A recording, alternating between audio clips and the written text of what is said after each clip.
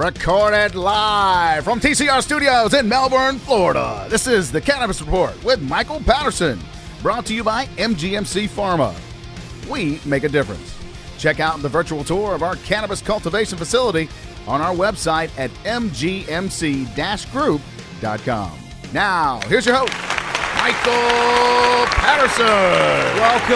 Welcome everybody in from all over the planet. My name is Michael Patterson. And I'm Mark. Hello. Hey. So we are coming from you live from Florida, and we're very excited about having our guest on today, Lezli Engelking, out of Focus, which is a group looking to make standards for the cannabis industry for the United States, which I think could bleed over to other countries, which is very exciting. She's out of Arizona, about the same weather as us today, right? 60 and sunny here in Central Florida. Beautiful Florida. So if the first time you're watching our show or listening to us, definitely please subscribe on our YouTube channel, which is the Cannabis Report with Michael Patterson.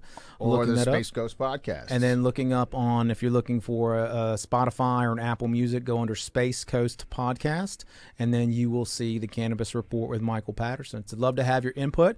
If you've never seen us before, our goal is to give you a good overview about different places, about different aspects of the cannabis space, cannabis industry, ways to get involved, and meeting other great people who are in this space. So definitely excited to be here. Episode number 4, we are on. Quattro, absolutely. So we're looking to do this and make it bigger and bigger and get more followers to really preach that message. And so one of the things that we do put up a lot is a hashtag called Compassionate Army. CA30K. Right, CA30K. I have 30,000 plus followers on LinkedIn. Again, LinkedIn, Michael Patterson, US Cannabis Pharmaceutical. And the people who follow me and watch this show are part of the Compassionate Army. We're all working to make things better through the use of cannabis around the planet. And so that's our mission, and that's what we're here for. And so now it's time for us to go into some cannabis news. Let's do the news, Jesse. It's time for Cannabis News. News today brought to you by ICS, Integrated Compliance Solutions, and its merchant processing division, Greenlight Payments, are the industry leaders in banking and payment processing solutions for the cannabis industry. Since 2014, ICS has been used by more banks and more cannabis-related businesses for their compliant cannabis banking needs than any other solution provider in the industry, Mike. They are. Yep. For more information, go to icslv.com. All right, first story. Virginia poised to legalize adult use cannabis. Virginia Governor Ralph Northam administration announced adult use marijuana sales would begin January 1st, 2023 under the current proposal, which looks as if it has a good chance of succeeding in this year's legislature, according to the Richmond Times-Dispatch. Governor Northam said in November he would press for an adult use marijuana program. Virginia is among the states eyeing legal marijuana as a way to boost tax revenues to offset the economic impacts of COVID. Voter approval of adult use legalization in New Jersey in November also has put pressure on states in the Mid-Atlantic and Northeast regions to act. In fact, New York Governor Cuomo last week renewed his push for recreational marijuana legalization in the state of New York. So, Mike, it looks like the dominoes are falling in the Northeast, even past the Mason-Dixon line into Virginia. Yeah, let me tell you. So if you're not familiar, if you're listening overseas or watching us, Virginia is a very critical state because it's the beginning of the South. And so if you don't know about the southern United States, things move a little bit slower. Mark and I are originally from North Carolina. Yep. And Virginia, our grandparents and our parents are from there. And little aside, our grandfather used to sell cannabis legally. He did. South Boston, Virginia at his the drugstore, Patterson Drugstore. South Boston, Virginia. He sold hemp and sold medical cannabis, not hemp back then, until 1937 when it became illegal and he stopped selling. Yeah, but what didn't Dad tell you that? I mean, or you told Dad that and then he remembered it, right? He remembered. And so we found out there's one of our distant cousins who actually lives in Portsmouth, Virginia, Llewellyn Smith. We have another Llewellyn that you know, Mark, that it was a relative that we have, but apparently Slayton, you know Llewellyn Slayton. So Llewellyn Smith, she called me. She is a master's in science of nursing, and she's on the American Cannabis Nurses Association board. So Wow. that association. Anyway, she called me because of our mutual knowledge about cannabis, and she told me about how our grandfather did that. We didn't even know that. Wow. And we found that out. I found that out 2 or 3 years ago, and that's where my personal journey in cannabis has taken me to learn that Look I at come that. from a family lineage. family lineage of prescribing, or not prescribing, but offering medical cannabis legally. So, which is extremely unique and actually in Virginia. So, yeah, Virginia's going to play a major role moving forward in the East Coast legalization, which is pushing the federal government to do something on this. And Lezli will be talking about that later in the show. Second story, Jay-Z getting into cannabis. He touts into cannabis prohibition as Rock Nation finalized a SPAC deal with Caliva Left Coast Ventures. So a consortium made up of CMG partners, Left Coast Ventures, and Jay-Z with his company Rock Nation have finalized its previously announced transaction with Subversive Capital Acquisition Corp. The newly formed company, seems like I've said 5 different names for the same company, but the newly formed company has been dubbed TPC Holding, or another name, the parent company. So the parent company projects to hit $334 million in 2021. Consumer reach is expected to be 75% in California by the end of the year and almost 90% by the year 2022. Mike, what did I just talk about? This is the challenge, okay? So Jay-Z's getting in the business, but remember, he's not coming in on a publicly a big exchange. He's coming in on a smaller exchange. Some people call it pink sheets and different types of things in the space because no major exchange is going to allow a THC-based product in the United States. That's why all these companies are going into Canada primarily to go public.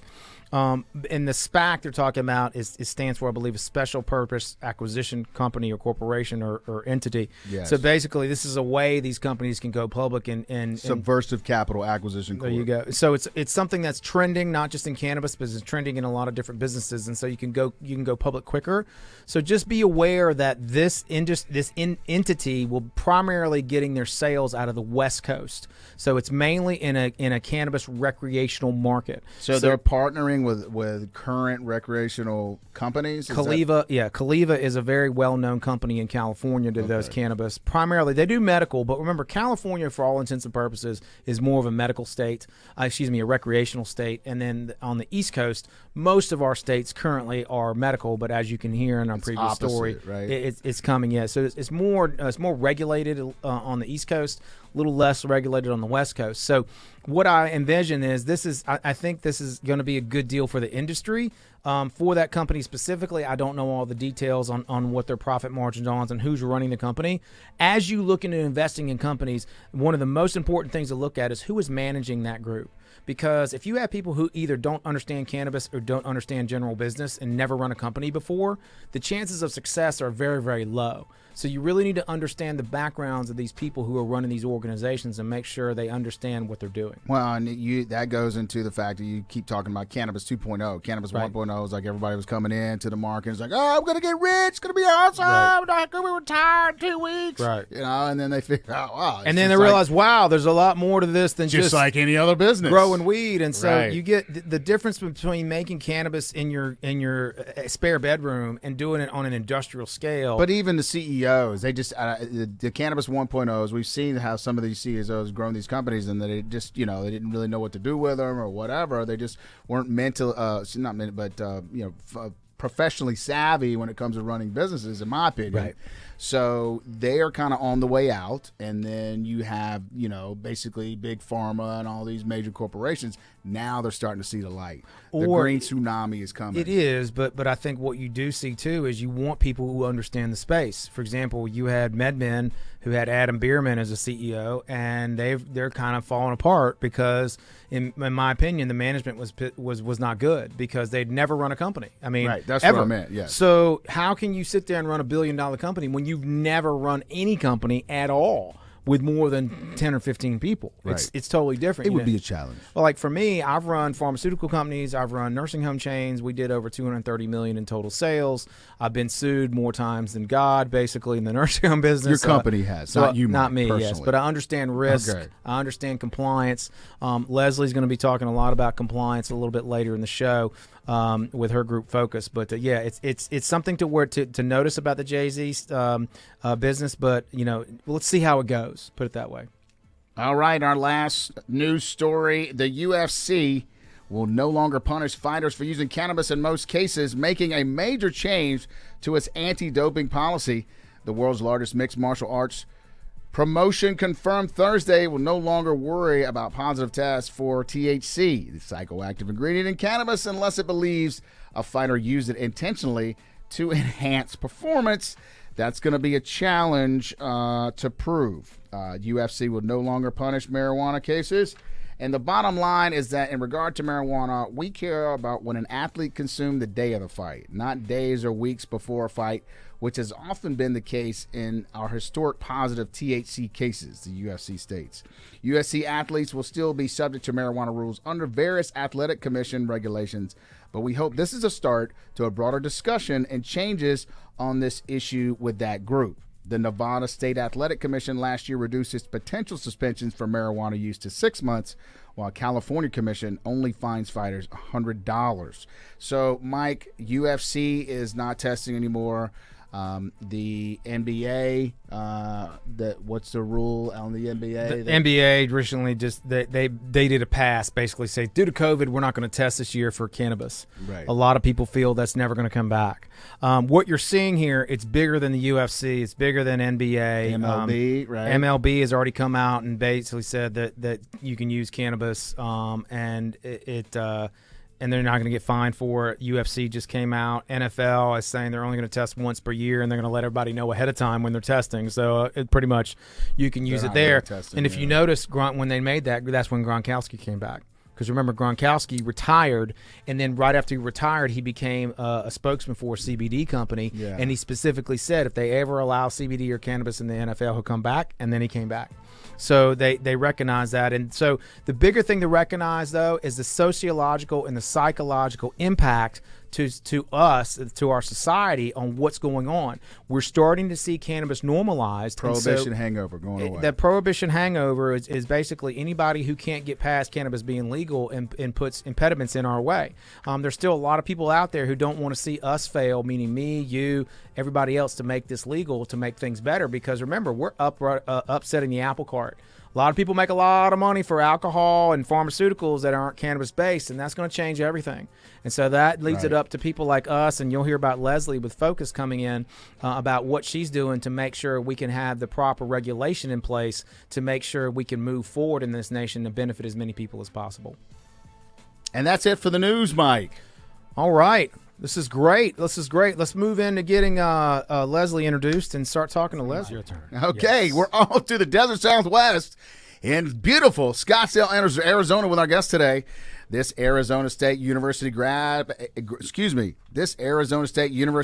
the ultimate self-starter with 20 years experience in cannabis, government relations, pharmaceutical, mental health, and nonprofit. In 2014, she founded the foundation of Cannabis Unified Standards, or FOCUS, an international nonprofit cannabis standards organization dedicated to protecting public health, consumer safety, and safeguarding the environment. It's all about the regulation. Let's give a warm Cannabis Report welcome to Lezli Engelking. Lezli, welcome to the show. What up? Hi guys, good to have you. Good to be on. Thanks for having me. Absolutely. So excited to be with you all the way from Arizona. How's the weather there? Is it nice? Amazing. Yeah, we've got 75 and blue skies right now, so this is the time to be in Arizona, not the summer. Right. So tell me, on average temperature in August?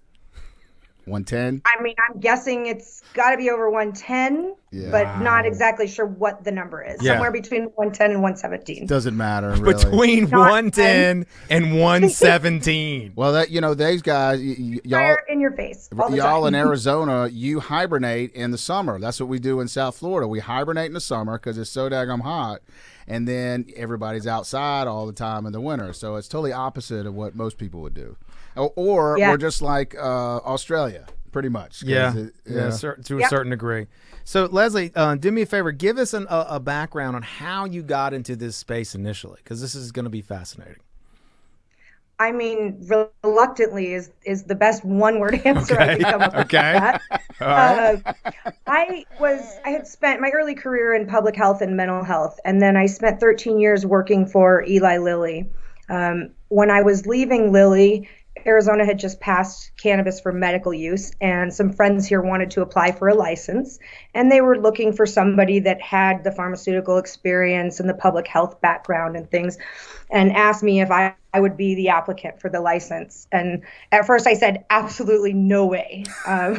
My dad is a defense attorney, and my mom's a public servant. So love to hear those conversations over Christmas dinner. Yeah, well, and this is back in 2010, 2011, so the industry has changed quite a bit, right? It's much more mainstream now, but in the end, they wore me down. They provided a bunch of articles and information and studies on the benefits of cannabis, and I decided to give it a shot and see how it went on a temporary basis. Like most things that are new in cannabis businesses, the wheels come off right when you get started.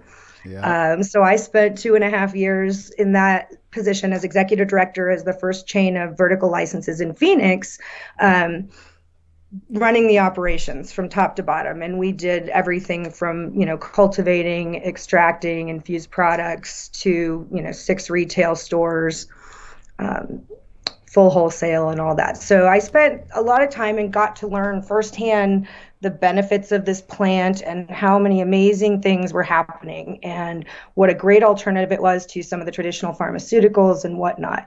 And with that information, I felt convinced that I wanted to be involved with this industry, but having been, firsthand experience, business owner, lack of standards, and my background with quality and safety just really came to the forefront. I saw all of the people I knew and the businesses that I knew struggling to run their businesses efficiently and effectively and mitigate risk and, minimize problems and create safe quality products. And so I started doing some research, kind of looking at other industries and what had happened, and realized that in any industry, regardless of what it is, standards come before regulation, and in fact, generally guide Well, they should. So exactly. Yes. Normal industries, if it's food or drug or pharma, it's the agencies that are responsible for licensing the operations that develop good manufacturing practice guidelines and standards that help the operators meet the regulations. But because cannabis in the United States has come up from the state level and not the federal level, we've developed all these rules without any standards to back them or to base them upon, and which is part of the reason we have different rules in every state. Right. And it's part of the reason that we have such a heavy emphasis on testing in this industry, which is obviously a very, very big cost center and troublesome. You guys talk about this stuff on your shows all the time. You sit there and you mentioned as an aside with the lab testing is, there have been labs that have been getting false results because they need the business. So I saw it. Lab shopping is the norm. Yep. Yeah, it's. And you think about how the rules and the regs not just in Arizona, but across the United States happen, right? There's state governments, they're lobbying, they're voter initiatives a lot of the time. And so the people with the money for these labs, the lab rules get in there. But the reality, in my opinion, and trust me, I want to clarify and say I very, very much support third-party testing, and it is a critical component of any quality program. But most businesses do their own in-house testing, and they run under a quality management system so that they're preventing all the problems before they get to the testing stage. We tell our clients that are certified that they should know what their test result will be before they get it back from the lab. And if they don't, and they get something that surprises them, we want to know about it, because it's either a problem with their process or a problem with the lab process. And if it's theirs, we need to fix it, because that's where products don't go well. and to add to that is what I'm seeing is I recommend to the clients too is that you need to have in-house testing, because what happens if you send it to the third-party lab and it's 10% off on your THC? In some states that's a felony. So if you're mislabeling the product, and then if you're the CEO, you're going to prison and you have no backup. But if you say, whoa, we did internal testing and this is not right, so you're somehow preventing that. And so what I'm hearing you say is, based on your background in compliance and quality and safety, you come at this where I come at this from regards of a nursing home chain. When I used to run the nursing home chain, we got sued all the time. And you start learning about compliance and risk, and you start thinking about mitigation, and also you start thinking about intent.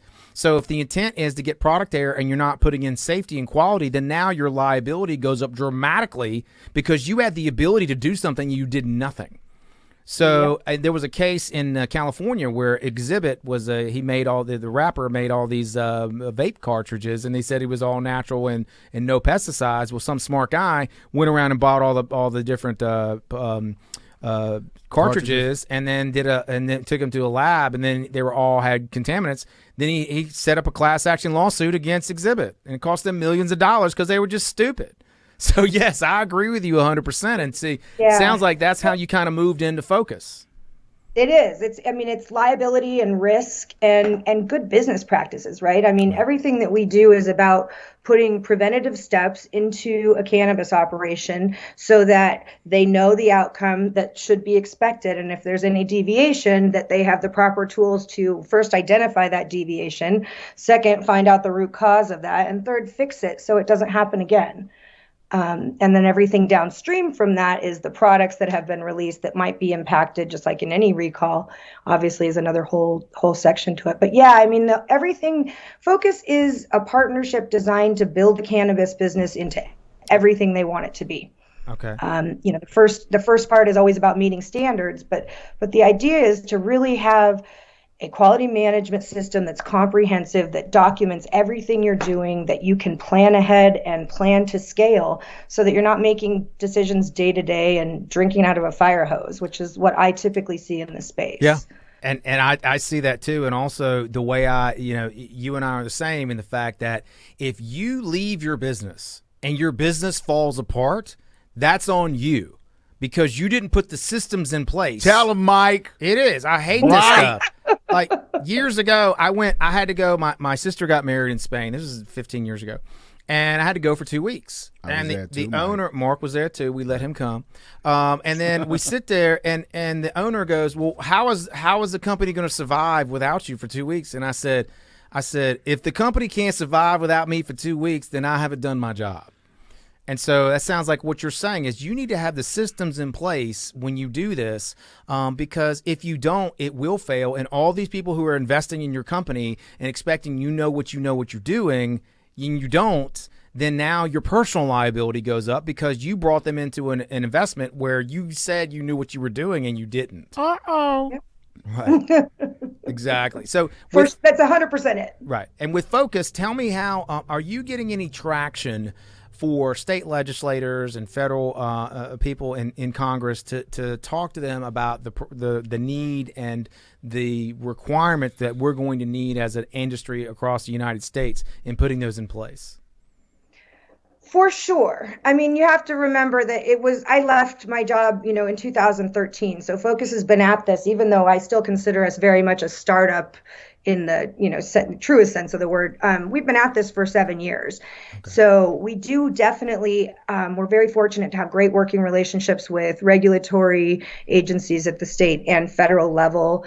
We're really excited we've been working for the last year and a half on model code for hemp manufacturing, just because the hemp farm bill did not address the manufacturing side of things. So we've been working with the Association Food and Drug Policy. I want to say, though, Focus does not do any lobbying. As a rule, and our position around that is really that we firmly believe in cannabis. We truly want to see a safe, our vision is a safe, legal, and sustainable global cannabis industry. But we won't push regulations. We don't advocate. We are simply a health and safety organization. We're an independent third party with no financial stake in or funding from the industry. So because we don't do a lot of lobbying, we don't we don't get into those conversations like some of the big guys do. Got it. Fortunately, because what we've developed provides so much value to these regulatory agencies that they come to us. Good. Nice. So you're basically, Lezli, so you're, the focus is a resource, basically. So, I'm a state government. We never really legalized cannabis before, not really looking towards a lobbyist, and you can be like, you're the resource. You would come in and help guide them through that process and be best for everyone. Yep. We can do any of that. We can, the standards themselves can be adopted as regulations, as is if they want to, they can cut and paste. But we do a lot of training for regulators, helping them with their audit skills, knowing what to look at. Recently, in the last couple of years, the states have started to finally ask for SOPs and, HACCP plans and things that really are important to quality and safety and of not just the products, but the facility and the employees. Unfortunately, most states that are requesting these don't have a very thorough or effective review process. So as long as you're turning in something that looks like an SOP, it works. And SOP, sorry to interrupt, but SOP is standard operating procedures for those Apologies. who that's okay. Yes, and please interrupt me anytime I do that. But that's okay. and standard operating procedures are like a recipe. You know what I mean? So if you're going to make a cake, it's really important which order you put the ingredients in, right? Some things may not go, the icing doesn't go in the batter. Yes. Right. And that's all a standard operating procedure is. But unfortunately, because the states haven't looked at them, there's a big practice of just, I need SOP templates. Right. They may or may not reflect what I'm doing. And so what you see is cannabis companies spending a lot of money on these templates that don't actually help them get better at what they do. That is the opposite of what Focus is about. Right. We are truly about providing a way for a cannabis business to take a step back and say, I want to control all my risks. I want to know everything going on in my operation, and I want it to get better and better over time. That's what we help them do. Which is a very foreign concept sometimes to people in cannabis. I'm always telling people, in cannabis for sure. I want you to find all the problems now, because if I find them, then if somebody else, meaning the state or others, find them, then we have a problem. For example, there was a company in Pittsburgh that had a grower processor license, and they lost their license because apparently they could not find 3 to 4 days of video, which is required by the state to show in 24/7, 365, and nobody knew where it went. That is a major problem, which cost them a license worth millions of dollars. And so, what I'm hearing you say, Lezli, is compliance is key. And one of the phrases I always use is, you will always pay for compliance, and it is always cheaper up front. It's absolutely true. It's also easier up front, right? Yes. It's just so painless if you plan for it and you do it as part of the business development and structure build out and stuff. It is much more difficult and more costly when you have to do rework and go back and change things that are existing. And I can even say that from personal experience. I mean, Focus got started. We wanted to become accredited internationally, but the accreditation bodies in the US weren't ready for us. Right. So we engaged, and they gave us our money back in 2014 and said, sorry, we're not comfortable. It's federally illegal. We're now just finishing up our accreditation as a cannabis specific certification body. Awesome. That's, an international ISO certification through ANSI. We couldn't do that back then. And it's interesting because you were so far ahead of the curve that everybody's starting to catch up. And that's one of the reasons I wanted to have you on the show, to show people that, Lezli obviously is not doing this for the money. Okay. Cause she would have stepped there and stepped in the private industry and kept going that route, but what Lezli is doing, and what people don't understand, is she is helping us create the standardization that we desperately need in this industry.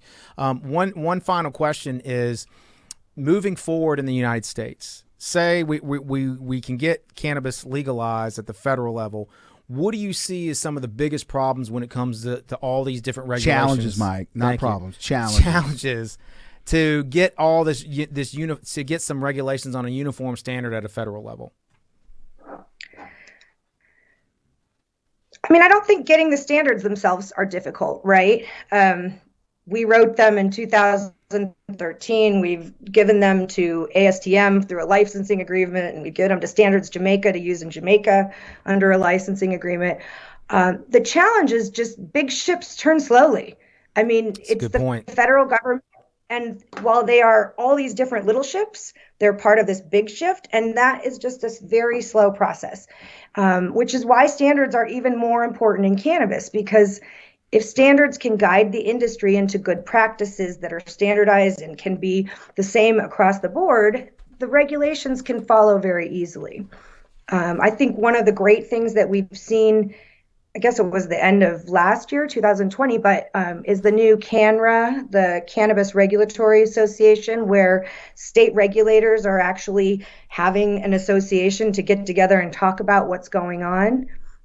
This is something that I have facilitated for states for years through the Association of Food and Drug Officials, hosting cannabis, discussion sessions with regulators from across the country 7 or 8 times, every year. And it's needed. Like, progress comes from communication and collaboration and understanding what challenges are there and working to find a solution that works for everybody. So I think that's great. We're excited to have that. If you're trying to get me to talk about when is this going to happen, I did not notice. I didn't say when. So yeah, I know. That seems to be what everybody always wants to know. Right. And I do not make any guesses or predictions. I will say we're not even close.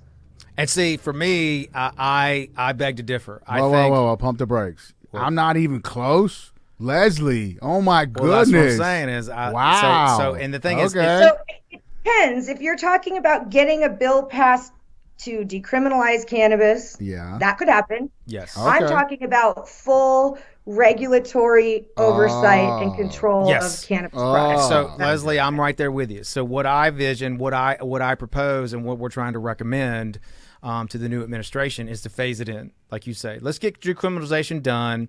Let's bring in the SAFE Act. Let banks get the money in the system, and then long term, the MORE Act is decriminalization, and I don't want to do the whole MORE Act. I only want to do decriminalization right now because we're just not ready.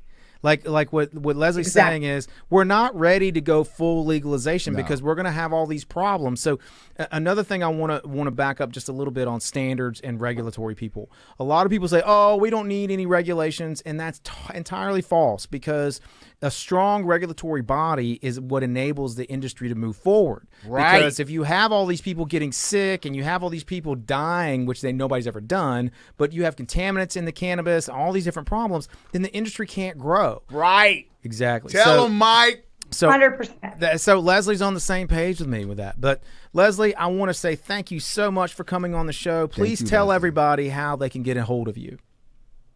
Yeah, you can visit our website at focusstandards.org. You can also find us at cannabisstandards.com. I'm on LinkedIn under Lezli. Focus is on LinkedIn, Twitter, Facebook, and Instagram, all at Focus Standards. And we've got contact forms all over our website. So we're here to help. If you are looking for questions to be answered or just want some more information, please reach out. We're here. That's awesome. So everybody, Lezli Engelking from Focus, the foundation of Cannabis Unified Standards. Thank you so much for joining us today. Thank you, Lezli. I really appreciate it, you guys. All right. See ya. See you later. Okay, Jesse, let's go to the tip of the day. The Cannabis Entrepreneur Tip of the Day. Tip of the day is sponsored by Hemp Synergistics. From intelligent-based hemp-based consumer products and ingredients, Hemp Synergistics is a biotechnology company whose goal is to make a meaningful difference in the hemp industry. For more information, go to hempsynergistics.com. All right. So the entrepreneurial tip is you must plant the seed to have it grow. Right. Think about it. If you're going to get in this business, you're like, hey, man, I know all these people and I'm going to get involved and we're going to make $1 gazillion in 6 months. It's just not going to happen. So think about what you're dealing with. We're dealing with a plant, okay? When you have a plant, you have to put a seed in the ground, or you do a clone. That's a whole nother story. But anyway, you got to put it in the ground as it doesn't grow right away. So you have to wait and wait. What you sow. You nurture it. You give it water. You give it nutrients. You talk love to it. You hug it, whatever. And then 3, 4, 5 months, depending on your strain, it'll go into harvest, and then you have a business. You have something you're doing. So think about that from the cannabis side is you are going to have to plant thousands of seeds, and not all of them are going to grow. And so a lot of times I use the analogy of a Major League Baseball player. So if you're a baseball player and you hit 3 balls out of 10, and you get a base hit, then you're batting 300, a 300 average. That average can get you in the Hall of Fame. So if you take that adage into the cannabis space and say for every 10 meetings that I do, only 3 will turn into something, or even less. And so what I spend a lot of my time is meeting new people online and working through my network to see how we can all be synergistic, because I need to understand what's going on in the industry and meet all these new people because so many people are coming in. But an example of this is specifically LinkedIn. So if you look at my page on LinkedIn, I have over 32,000 followers now. When I started 5, 6, 7 years ago, I had 0, and I had to work up and I had to go move it up and move it up. And so I knew that if I kept doing that over and over and over, eventually LinkedIn will be able to work for me, and I'm not having to do all the work theoretically on LinkedIn. And now 90% of all my referrals come through LinkedIn from all over the world. And if you're in America, almost 70% of LinkedIn members are outside of the United States. So this industry is global. Yeah, it's huge. And so there's over 750 million people on LinkedIn, and the list keeps growing. And so for cannabis, LinkedIn is the social media network for the cannabis industry. Another example I have is the National Football League. So years ago, the National Football League said, hey, we're going to look at our cannabis policy. And so I'm thinking, okay, well, I'm a new business. How can I, and I know a lot about this and I understand how to help them. How can I get my message out? Can I send them an email that they'll never read? Can I go on their website and say something that I could do this? They'll probably never get in touch with me. So I said, you know what? I'm going to write them a letter, like an old-fashioned letter, and I put it on my company letterhead and wrote out how the industry is going to evolve and if you need assistance in doing the logistical aspect. Because imagine if you made cannabis legal for NFL players could use it back at this time, it'd be a logistical nightmare. So long story short, I sent the letter to Roger Goodell, the commissioner, as well as all their medical team, and this was 2018. Yeah. Couple years around there. ago. And so sent it all in the mail, had it all stamped, everything. I remember you told me all about it. Right. And then guess what happened? Nothing happened. Right. So year goes by, and then I go in 2019, I go to the Lake Nona Impact Forum, where this is in Orlando, Florida. It's kind of like the Davos of the economic aspect, the Davos of Switzerland. So basically, it's a healthcare forum. People come from all over the world. I got to meet Sanjay Gupta at this meeting, which is really cool. And I was the only cannabis guy there. So I'm sitting there, and then the last day of the show, there were people up on stage, and one of them happened to be the NFL medical director. So I was like, "Oh, okay, great. Maybe I can go up and talk to him and say something." So afterwards, I go up to him and say, "Hey, I'm Michael Patterson with US Cannabis Pharmaceutical," and you know what he said? Tell me, Mike. He said, "I know who you are." Boom! I was like, "Really?" That's a little bit get you some. So it was like, wow, they actually read it. Mm-hmm. So it's like, hey, let's get a meeting set up and let's talk about this. And so we did that, and it went nowhere. So then, again, it's planting seed. Well, then this year, if you noticed in the collective bargaining agreement, that the NFL came up and they said that they're going to, you're not going to get penalized for using cannabis, but they're going to test it 1 time per year. So they gave everybody advance notice, and so just don't, basically it's okay.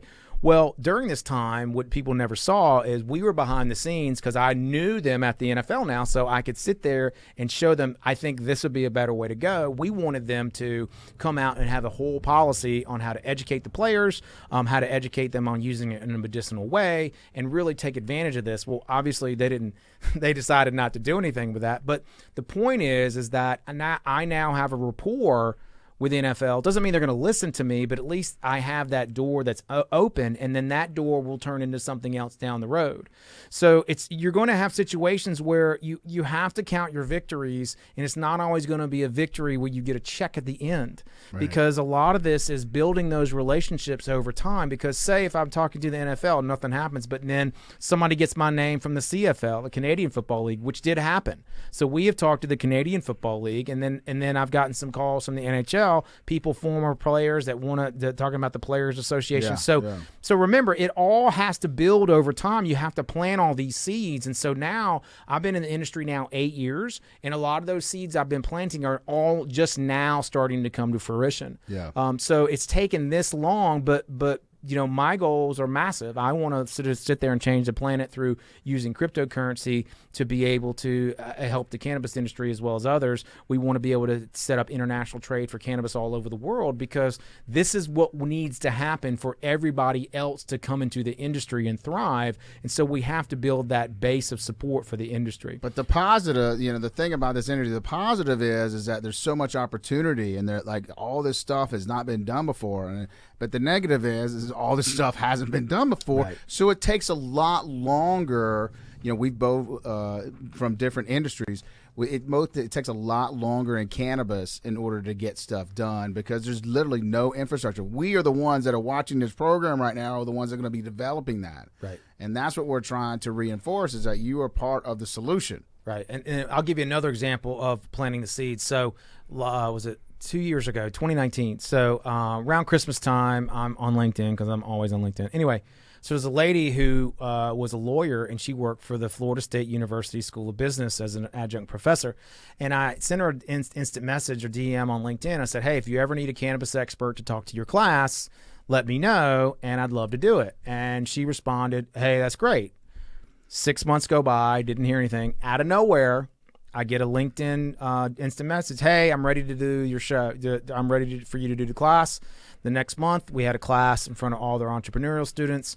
And then that turned into, hey, that was great. Can you do one for our law school? I'll be like, absolutely, I can do one for the law school. Okay. Right. So did I get paid for that? No, I did not get paid for that. But remember, if you're going to do this, it's not all about getting the check at the end of the day, because you're an entrepreneur. If you want to get a check at the end of the day, then don't be an entrepreneur. Go sit there and go work for somebody and sit there and get a paycheck every day. It's different. So you have to build it up so where down the road you can sit there and make a lot more money and be able to create all this stuff. It doesn't happen overnight. Yeah, but obviously, you can go work for somebody and learn that business, and then you're going to find out on a lot of these different cannabis industries that you're like, you know what, I think I can do that better. I agree with you. And so you get that experience working for a guy, and that's what a lot of people have done. And then they go, you know what, I have a better idea. I think I can do it this way. Which I agree with, but... What is this? Why do you keep doing like that? If you're on camera, he's putting his hand right near me. Because I'm trying to get your attention. You want attention. to be close, Mike? Really? We've been close enough. Yes. Okay. So what I'm saying is that, yes, but once you make that leap into the entrepreneurial journey, even if you have funding... Yeah. It's still a jump, and you just need to understand it's just a different way of doing things, because if you're going to be the boss or the person running this show, it's totally different, because you're going to be sitting there and having difficulty, and everybody, you're going to make all the decisions, and all the good and bad is going to fall on your shoulders. It's just something good to know. Well, thank you, Mike, for the tip of the day, and someone who's already a champion in this industry, our Cannabis Champion of the Week.